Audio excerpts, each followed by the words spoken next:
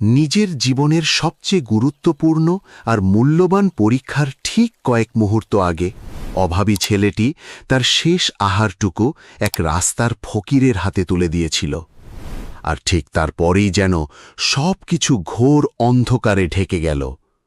যে তরুণের আজ নিজের উজ্জ্বল ভবিষ্যৎ গড়ে তোলার কথা ছিল, এক উদ্ধত ছেলের কুটচালে সে একেবারে ধ্বংসের দ্বার প্রান্তে এসে দাঁড়াল। কিন্তু ছেলেটা ঘুণক্ষরেও টের পায়নি যে ডাস্টবিনের পাশে পড়ে থাকা ওই আধমরা মানুষটি আদতে কে।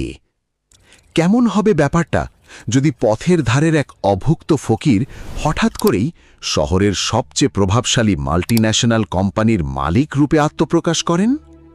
চলুন দেখে নিই তীব্র ক্ষুধা, চরম বঞ্চনা এবং এক নিঃস্বার্থ আত্মত্যাগের ওপর দাঁড়িয়ে থাকা অবিশ্বাস্য এক সফলতার গল্প, যা যে কোনো সাসপেন্স মুভিকেও হার মানাতে বাধ্য। পিচ ঢালা পথে বৃষ্টির প্রথম ফোঁটাগুলো পড়তেই চারদিকে একটা স্যাঁতসেঁতে সোদা গন্ধ ছড়িয়ে পড়ল। রাজধানীর আকাশটা তখন জমাট কালো মেঘে পুরোপুরি আচ্ছন্ন।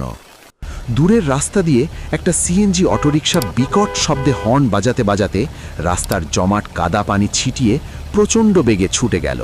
প্রচণ্ড ক্ষুধা তাড়নায় সাদমানের পেটের ভেতরটা যেন আক্ষরিক অর্থেই মুছড়ে উঠছিল। গত প্রায় ৩৬টা ঘণ্টা ধরে সে এক নাগারে উপোস করে আছে। তার বেঁচে থাকার সম্বল বলতে এখন মেসে থাকা কলের পানি এবং পুরনো রংচটা ব্যাকপ্যাকের ভেতরে রাখা একটা দাগ লাগা স্টিলের টিফিন বাটি। সেই বাটিটার ভেতর পড়ে আছে গত রাতের অবশিষ্ট দুটো শক্ত রুটি ও সামান্য ১ চামচ আলুর তরকারি। হাতে বাকি আছে আর মাত্র ৪৫ মিনিট।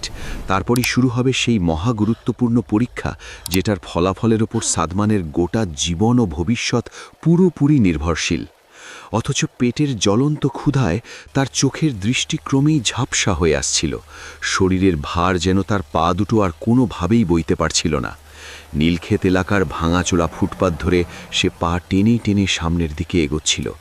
জামে আটকে থাকা রিকশার টুংটাং বেল আর পাশের চায়ের টং দোকান থেকে ভেসে আসা ধোঁয়া ওঠা চায়ের সুবাস তার স্নায়ুগুলোকে আরও নিস্তেজ করে ফেলছিল। টঙের মামা কাঠের চুলায় কয়লা ঠেলে দিচ্ছিল, আর সেই উনানের ধোঁয়া ঢাকার গুমোট বাতাসের সঙ্গে মিশে একাকার হয়ে যাচ্ছিল। সাদমানের পকেটে ফুটো কুড়িও অবশিষ্ট নেই যে ১ কাপ গরম চা কিনে খাবে। তার গর্ভধারিণী মা নিজের শেষ সম্বল হাতের রূপোর চুড়ি জোড়া বেচে দিয়ে এই পরীক্ষার ফিয়ের টাকাটা জোগাড় করে দিয়েছিলেন। আজকের এই পরীক্ষায় সে যদি কোনোভাবে অকৃতকার্য হয়, তবে মেসে ফিরে গিয়ে গলায় ফাঁস নেওয়া ছাড়া তার সামনে আর কোনো পথ খোলা থাকবে না। আচমকা রাস্তায় একটা কড়া ব্রেকের শব্দ কানে ভেসে এলো। ঝকঝকে কালো রঙের একটা বিশাল বিলাসবহুল গাড়ি এসে ঠিক সাদমানের গা ছুঁই করে থামল। গাড়ির দরজা খুলে বেরিয়ে এলো রাফসান, ক্যাম্পাসের সবচেয়ে ধনী ও দাম্ভিক তরুণ, যে কিনা শহরের এক কুখ্যাত ও দুর্নীতিবাজ ডেভেলপারের একমাত্র সন্তান। রাফসানের হাতের মুঠোয় ধরা ছিল কোনো এক নামি দামি রেস্টুরেন্টের অর্ধেক খাওয়া একটি বার্গার। এক মুখ সিগারেটের ধোঁয়া বাতাসে ছেড়ে সে অবিলয়ে সেই সুস্বাদু ও দামি খাবারটা রাস্তার পাশের ডাস্টবিনে ছুঁড়ে বাড়ল। চোখের সামনে ওই সতেজ খাবারটার এমন অপচয় দেখে সাদমানের বুকের ভেতরটা অদ্ভুত এক বেদনায় ডুকরে উঠল। কিরে সাদমান, আজও দেখি ওই রাস্তার ভিখারিদের মতো ছেঁড়া জুতা পরে ঘুরছিস? রাফসান চরম তাচ্ছিল্যের সঙ্গে হেসে বলে উঠল। তার কথা শুনে আশপাশে থাকা চামচার দলও হো হো করে অট্টহাসিতে ফেটে পড়ল। তোর মতো বস্তির ছেলেদের এত বড় বড় কর্পোরেট স্বপ্ন একদমই মানানসই নয়। তুই বরং তোর ওই সস্তা টিফিন বাটিটা হাতে নিয়ে ফুটপাতে বসে ভিক্ষা করা শুরু করে দে। তুই কি জানিস, আজকের পরীক্ষায় যে কোডিংয়ের সমস্যাটা মেলাতে হবে, সেটার প্রস্তুতি নিতে আমি ১ লাখ টাকা খরচ করে প্রাইভেট টিউটর রেখেছিলাম? আর তুই সেখানে কি করবি? তোর তো একটা ভালো মানের মোবাইল ফোন কেনারই মুরদ নেই। সাদমান এসব কথার কোনো পাল্টা জবাব দিল না। অথচ ছেলেটার মস্তিষ্ক অবিকল একটা সুপার কম্পিউটারের মতো তীক্ষ্ণভাবে কাজ করে। সে খুব ভালো করেই জানে যে রাফসান যে কোডিং প্রবলেম নিয়ে এতটা বড়াই করছে, সেটা সাদমান খাতার এক কোণায় মাত্র ৩ লাইনের যুক্তিতেই মিলিয়ে দিতে সক্ষম। সাদমানের এই প্রখর মেধাটাই হল তার জীবনের সবচেয়ে বড় হাতিয়ার। সে কেবল মুখস্থ করা বইয়ের পোকা নয়, বরং যে কোনো কঠিন গাণিতিক কিংবা টেকনিক্যাল জট সে চোখের নিমিষেই ছাড়িয়ে ফেলতে পারে। ভার্সিটির শ্রদ্ধেয় শিক্ষকেরাও এই ব্যাপারটা মানেন যে সাদমানের এই তীক্ষ্ণ বুদ্ধি সম্পূর্ণই মহান আল্লাহর দান। কিন্তু আজকের এই ভয়াল ক্ষুধার যন্ত্রণার কাছে তার সেই ঈশ্বর প্রদত্ত মেধা যেন হার মানতে বাধ্য হচ্ছে।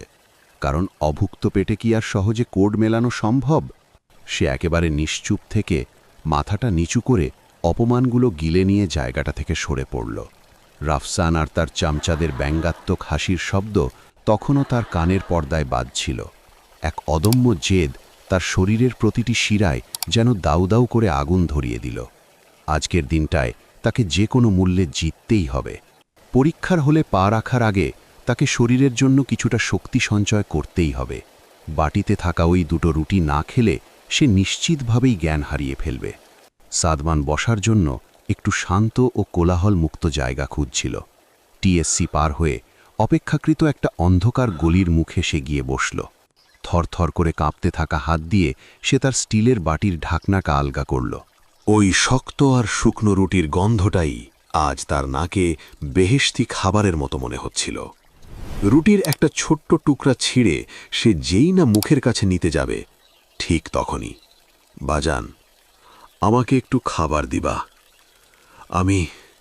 আমি যে আর সহ্য করতে পারতেছি না। ডাক শুনে রীতিমতো চমকে উঠল সাদমান। মুখের কাছে যাওয়া হাতটা তার মাঝপথেই আটকে গেল। চোখ ফিরিয়ে সে দেখল ঠিক পাশেই ময়লার ভাগাড়ের কাছে এক বয়স্ক দিনমজুর শুয়ে কাতরাচ্ছে। লোকটার গায়ে একটা জীর্ণ ও ধুলোমাখা ফতুয়া জড়ানো। মানুষটার সারা শরীর কাদামাটি আর ময়লায় মাখামাখি হয়ে আছে।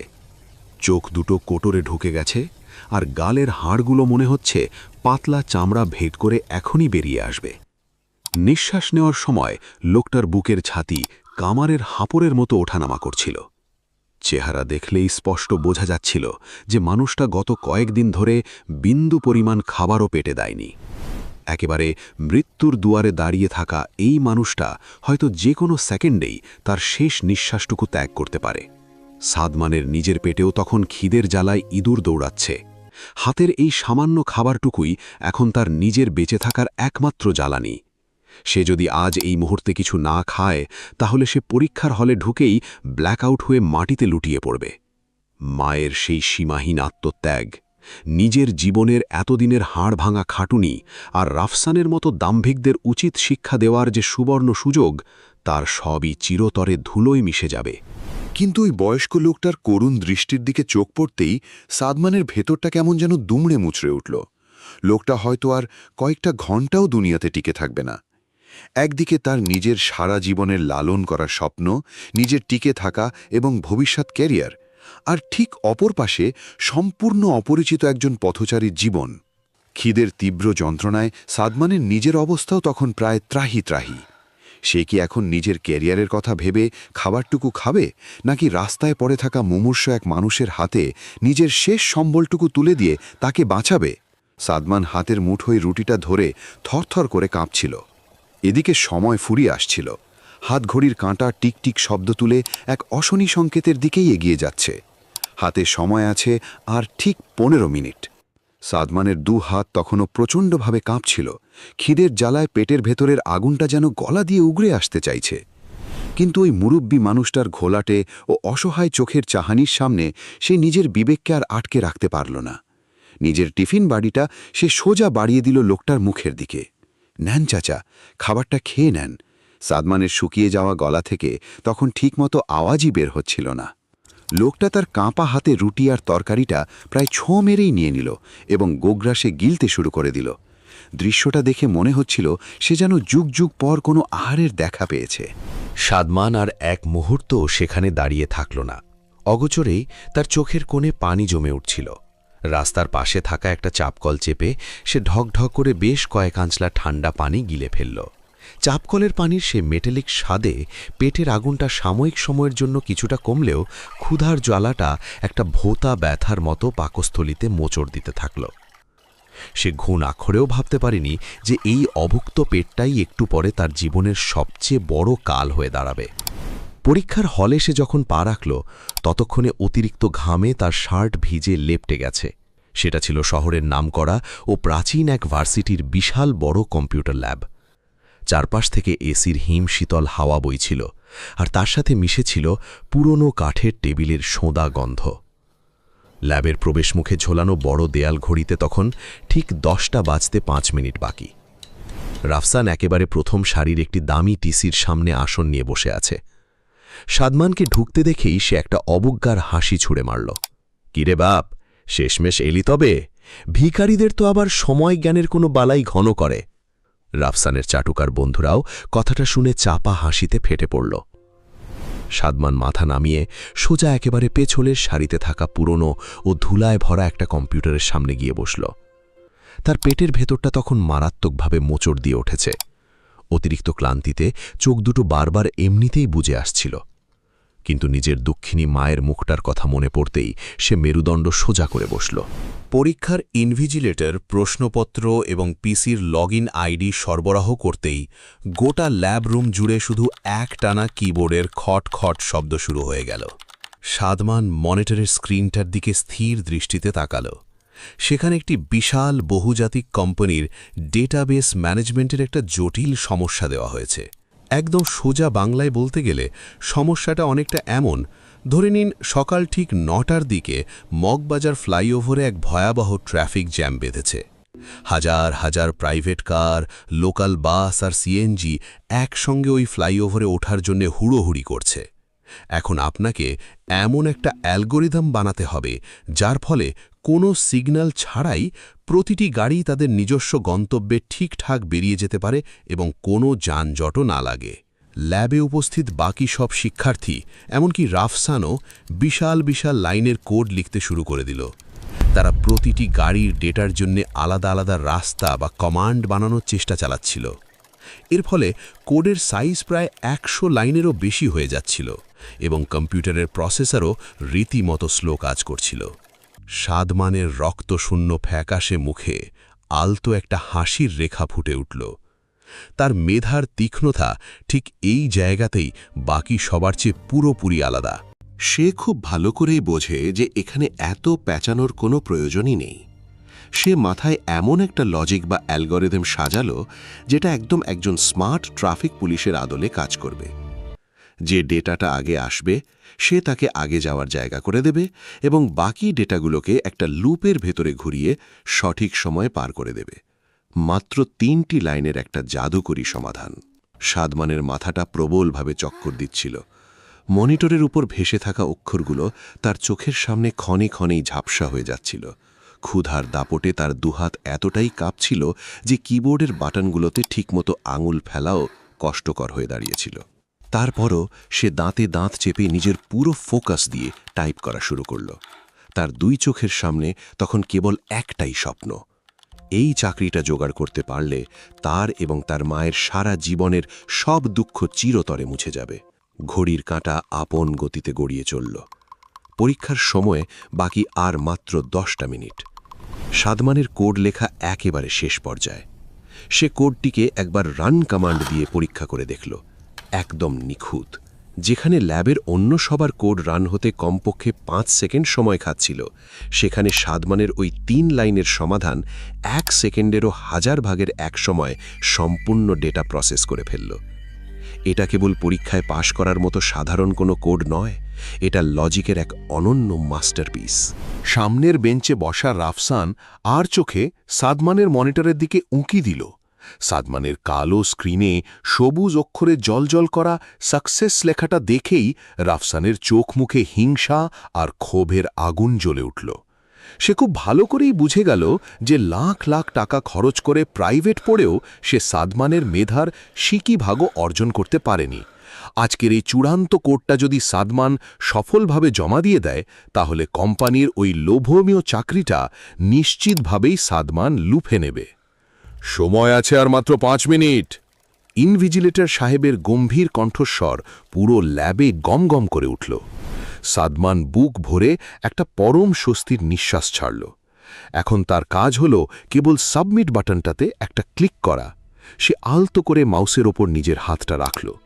ঠিক ওই চরম মুহূর্তেই রাফসান যেন পুরোপুরি ইচ্ছেকৃতভাবেই আড়মরা ভাঙার ভান করে নিজের ঘোরামা চেয়ারটা পেছন দিকে ঠেলে দিল, আর তার পায়ের দামি জুতোটা গিয়ে প্রচণ্ড জোরে ধাক্কা খেল সাদমানের ডেস্কের নিচে থাকা মেন পাওয়ার সুইচবোর্ডে। পাওয়ার প্লাগটা এমনিতেই অর্ধেক আলগা অবস্থায় ছিল। সাদমান কিছু বুঝে ওঠার আগেই হঠাৎ ফস করে একটা স্ফুলিঙ্গের আওয়াজ হলো। মাত্র 1 সেকেন্ডের জন্য গোটা কম্পিউটার ল্যাবের সবকটি আলো যেন কেঁপে উঠল। সাদমানের ডেস্কটপ মনিটরের পর্দাটা হঠাৎ করেই সম্পূর্ণ ব্ল্যাক আউট হয়ে গেল। সিপিইউ এর ভেতরে থাকা কুলিং ফ্যান ঘোরার একটানা শব্দটা নিমিষেই একদম স্তব্ধ হয়ে গেল। মাদারবোর্ডের গায়ে জ্বলে থাকা ছোট সবুজ সিগন্যাল লাইটটাও দপ করে নিভে গেল।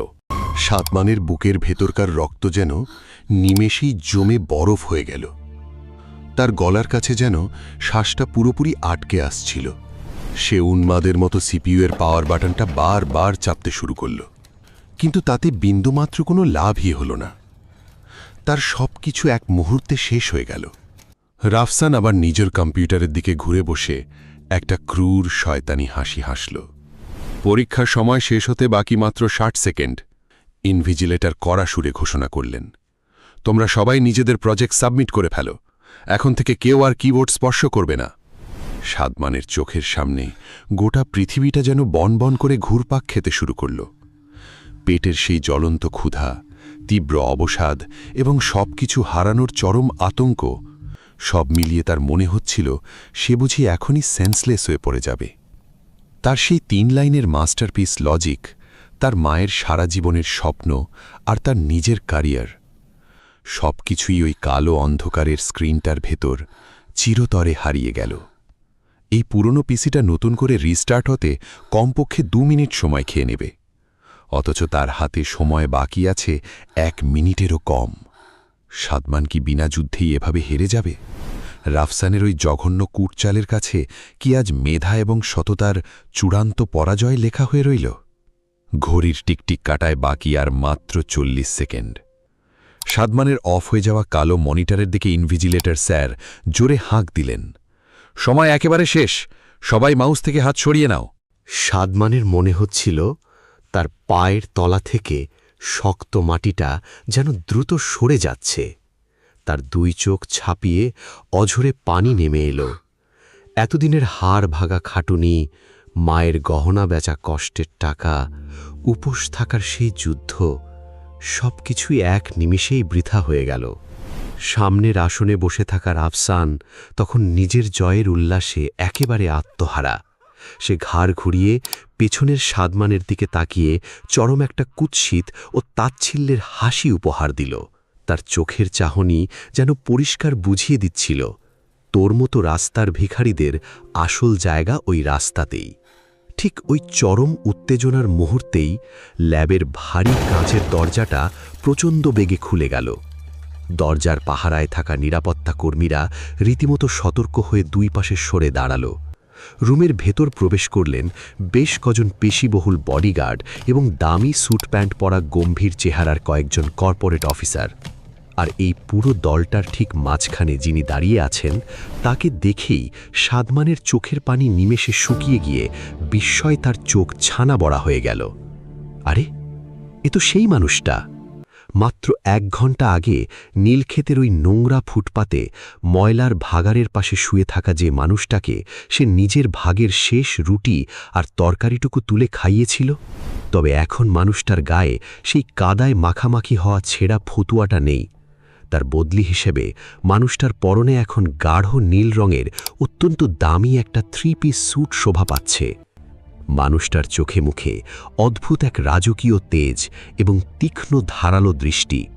এই মানুষটি হলেন সালাউদ্দিন চৌধুরী, গুলশানের সেই স্বনামধন্য বহুজাতিক টেক কোম্পানির মূল প্রতিষ্ঠাতা এবং প্রধান সিইও। পুরো কম্পিউটার ল্যাব জুড়ে তখন পিন পতন নীরবতা। সিলিং এসির একটানা গুঞ্জন ছাড়া রুমে আর টু শব্দটিও নেই।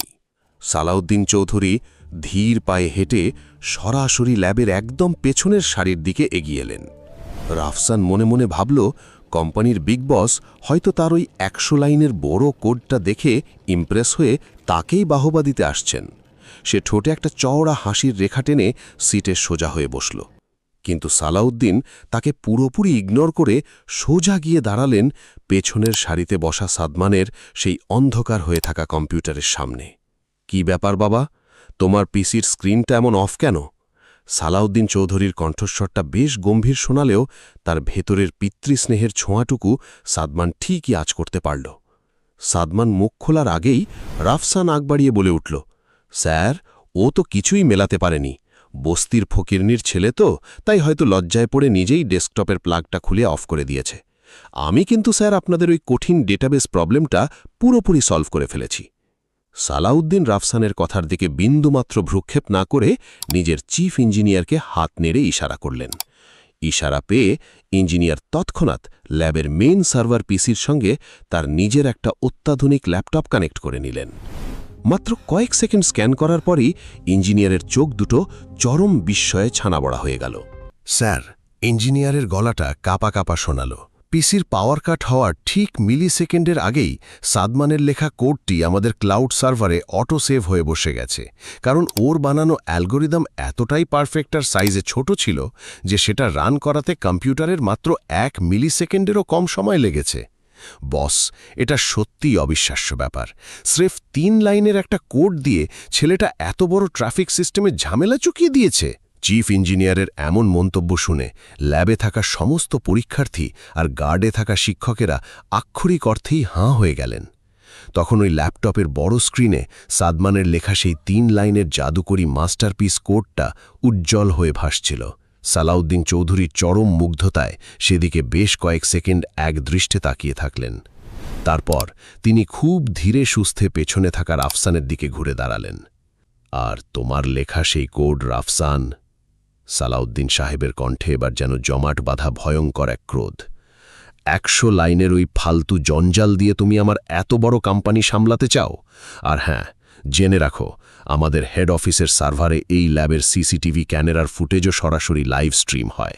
তুমি যে পুরোপুরি ইচ্ছে করে নিজের জুতো দিয়ে ধাক্কা মেরে ওর পিসির প্লাগটা খুলে দিয়েছ, সেটা আমরা সবাই অফিসে বসে লাইভ দেখেছি। এই কথা শুনে রাফসানের মুখের ফর্সা রং নিমিষেই শুকিয়ে ফ্যাকাশে হয়ে গেল। তার চেহারার সেই দাম্ভিকতা, সেই অহংকারের ভাবটা 1 সেকেন্ডের ব্যবধানে সাদা কাগজের মতো ফ্যাকাশে রূপ নিল। চরম ভয়ে ও আতঙ্কে ছেলেটার হাত পা থরথর করে কাঁপতে শুরু করল। স্যার, আমাকে এবারের মতো মাফ করে দিন। আমার আব্বা এই শহরের একজন নামকরা। তোমার বাপ শহরের কত বড় সাহেব, সেই পরিচয় আমার কোম্পানিতে চাকরি হয় না। যে ব্যক্তি অন্যের প্রদীপ নিভিয়ে নিজেকে আলোকিত করার স্বপ্ন দেখে, আমার কর্পোরেট সাম্রাজ্যে তার মতো নোংরা মানুষের 1 ইঞ্চিও জায়গা নেই। এক্ষুনি আমার চোখের সামনে থেকে বেরিয়ে যাও। চূড়ান্ত অপমানে জর্জরিত হয়ে মাথা নিচু করে ল্যাবের দরজা দিয়ে সুরসুর করে বেরিয়ে গেল রাফসান। তার সাথে থাকা চামচার দলও ভয়ে একেবারে কোণাঠাসা হয়ে সিটিয়ে থাকল। এই ঘটনার পর সালাউদ্দিন চৌধুরী ঘুরে আবার সাদমানের দিকে তাকালেন। তিনি পরম মমতায় নিজের হাতটা বাড়িয়ে সাদমানের ঘামে ভেজা কাঁধের ওপর রাখলেন। চোখের কোণে অদ্ভুত এক চকচকে পানি নিয়ে তিনি ভারী গলায় বলতে শুরু করলেন, আজ সকালবেলায় আমি ফকিরের ছদ্মবেশ ধরে ওই রাস্তার ময়লায় পড়েছিলাম। আমি শুধু এটাই পরীক্ষা করে দেখতে চেয়েছিলাম, যাদের হাতে আমি আমার কোম্পানির 1000 কোটি টাকার ভবিষ্যৎ তুলে দেব, তাদের কেবল মগজই আছে নাকি বুকে মনুষ্যত্ব বোধও আছে। নিজের কেরিয়ারের সবচেয়ে গুরুত্বপূর্ণ পরীক্ষার দিনটায় তুমি তোমার ভাগের শেষ আহারটুকু একজন অচেনা ফকিরের হাতে তুলে দিয়েছিলে। নিজের পেটের ভয়াবহ ক্ষুধাটা ভুলে গিয়ে তুমি একজন মুমূর্ষ মানুষের জীবন বাঁচানোর সিদ্ধান্ত নিয়েছিলে। তুমি আজকে কেবল একটা অসাধারণ কোডই মেলাওনি সাদমান, বরং তুমি আমাকে এটা প্রমাণ করে দেখিয়েছ যে বুকে সততা আর সহমর্মিতা থাকলে খালি পকেট নিয়েও এই গোটা পৃথিবীটা জয় করা সম্ভব। সাদমানের দুচোখ পেয়ে তখন শ্রাবণের ধারার মতো অঝরে পানি গড়িয়ে পড়ছে। তার মনের পর্দায় বারবার ভেসে উঠছিল মায়ের সেই শেষ সম্বলটুকু বিলিয়ে দেওয়ার কথা। সালাউদ্দিন চৌধুরী নিজের হাতে 1 গ্লাস মিনারেল ওয়াটার এগিয়ে দিলেন সাদমানের শুকিয়ে যাওয়া ঠোঁটের দিকে। একটু পানি খেয়ে নাও বাজান। আজ থেকে তোমার এবং তোমার দুঃখিনী মায়ের যাবতীয় দায়িত্ব সম্পূর্ণভাবে আমার। তুমি কেবল আমার অফিসে একটা চাকরি করবে না সাদমান, আজ থেকে তুমি হলে আমার একেবারে নিজস্ব ছাত্র। আমার তিল তিল করে গড়া এই বিশাল কর্পোরেট সাম্রাজ্য আমি তোমাকেই হাতে কলমে শিখিয়ে দিয়ে যাব। এরপর কেটে গেছে বেশ কয়েকটা বছর। গুলশানের সে নামকরা কাজ ঘেরা বহুতল ভবনের একেবারে টপ ফ্লোরের বোর্ডরুমে আজ স্যুট টাই পরে দাঁড়িয়ে আছে সাদমান। আজকের দিনে সে আর নীলক্ষেতের মেসে থাকা সেই অভাবী ছাত্রটি নয়, বরং সে এখনই বিশাল গ্লোবাল কোম্পানির সর্বময় ক্ষমতার অধিকারী সিইও। তার যোগ্য নেতৃত্বে এই কোম্পানিটা আজ কেবল কোটি কোটি টাকার মুনাফাই কামায় না, বরং লাখ লাখ অসহায় মানুষের মুখে অন্নও তুলে দেয়। কিন্তু এত বড় একটা সাম্রাজ্যের মালিক হওয়ার পরও আজও তার সেই বিলাসবহুল এসির কেবিনের এক কোনায় কাঁচের শোকেসে অত্যন্ত সযত্নে সাজিয়ে রাখা আছে সেই পুরনো দাগ লাগা স্টিলের টিফিন বাটিটা। সেই মরিচা ধরা পুরনো স্টিলের বাটিটা আজও তার সাজানো কাঁচের বাক্সে অত্যন্ত যত্ন করে তুলে রাখা আছে। দাম্ভিক রাফসান ভেবেছিল শুধু ক্ষমতা আর কাঁচা টাকার দাপট দেখিয়েই মেধা এবং সততার গলা টিপে ধরা সম্ভব, কিন্তু সালাউদ্দিন চৌধুরী সেদিন ঠিকই প্রমাণ করে দেখিয়েছিলেন, পকেট শূন্য থাকলেও বুকে যদি একটা বিশাল হৃদয় থাকে তবে পুরো দুনিয়াটাকেই পায়ের কাছে এনে ফেলা যায়। সাদমানের জীবনীর এই অবিশ্বাস্য যাত্রাটা শুধু বিশাল এক মাল্টিন্যাশনাল কোম্পানি গড়ার সাধারণ কোনো আখ্যান নয়। এই গল্পটা আমাদের চোখে আঙুল দিয়ে দেখিয়ে দেয় মানুষের প্রতি করা নিঃস্বার্থ দয়া কখনোই বিফলে যায় না। আজকে আপনি কোনো স্বার্থ ছাড়াই অন্যকে যা বিলিয়ে দিচ্ছেন, আগামীকাল সেটাই হাজার গুণ বড় হয়ে আপনার ঝুলিতেই ফিরে আসবে। আপনারা কি এই মুহূর্তে বাংলাদেশের সীমানার বাইরে থেকে আমাদের দেখছেন, নাকি ঢাকা অথবা দেশের ভেতরের অন্য কোনো জেলা শহর থেকে দেখছেন? দেরি না করে কমেন্ট বক্সে আপনাদের শহরের নামটা ঝটপট লিখে ফেলুন। আমরা দেখতে চাই ঠিক কত দূর দূরান্তের মানুষ আজকে আমাদের এই হৃদয় ছোঁয়া অনুপ্রেরণার অংশীদার হলেন। আর হ্যাঁ, প্রতিদিন জীবনের মোড় ঘুরিয়ে দেওয়া ঠিক এমন সব শিক্ষণীয় ও আবেগঘন গল্পের সঙ্গে যুক্ত থাকতে এখনই আমাদের চ্যানেল স্টোরি অফ নাজাতে সাবস্ক্রাইব করে বেল আইকনটি বাজিয়ে রাখুন। ইনশাআল্লাহ কথা হবে পরবর্তী কোনো ভিডিওতে নতুন কোনো জীবনমুখী গল্পের সাথে। আল্লাহ হাফেজ।